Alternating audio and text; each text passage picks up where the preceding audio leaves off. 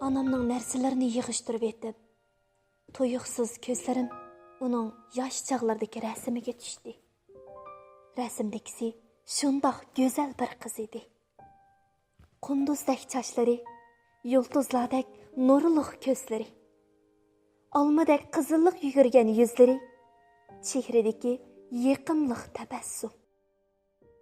Bu qız nemi degan gözəl, ha? Məsxuşluq ilkida turib qaldım. Uzaq xiyallarga patdım. Rəsimdeki qız rastilla anam bodu, ha?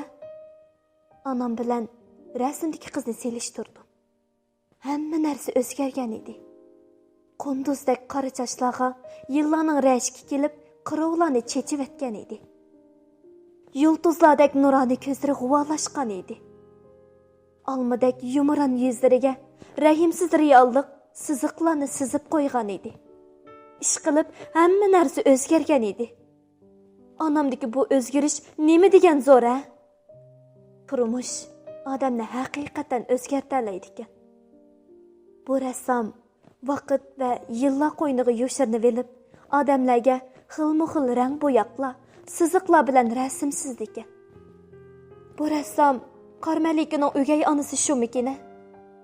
Anamning go'zalligi uningga tahdid elib kelganmidi? Nemishqa u anamni jafoliq turmush qo'yniga tashlab, uning go'zalligini sundirdi? Uning yumuran qo'llaridan hozir asarmi yo'q? Qaqshal daraxtlar o'zining qo'ziqlari bilan almashtirib oldimikina? Chaqqan mengishlarmi ko'rinmaydi? Uni qaysi o'g'ri shamol elib qochdikina? Anamdagi o'zgarishlar yuragimni pari qildi. Men o'zgarmagan narsalarni ko'ra olmadim. Yo'q, o'zgarmagan narsalarmi bor ekan? Anamning chehradagi muhabbatlik tabassum yanada shup etdi. Ko'zlaridagi mehr uchqunlari hali ham chaqnayotdi. Rasmni qo'limga elib, mehr bilan suyib qo'ydim. Uning illiq tabassumi menga ko'chdi. Anamning bu rasmini astag'ini elib, kundalik xotiramga qistirib qo'ydim.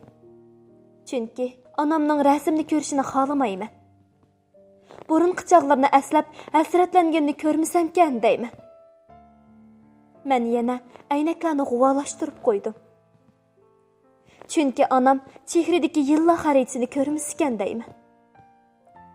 Yani yingnilarga yib o'tkazib qo'ydim. Ko'zlarining xiralashganini to'ymasin deyman. Targ'iqinimi oq rangga almashtirib qo'ydim.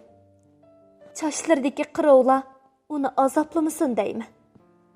Men yana barliq mehrim bilan onamni so'ymoqchi, asramoqchi bo'ldim. Uning yolg'izligini chandurmasam deyman.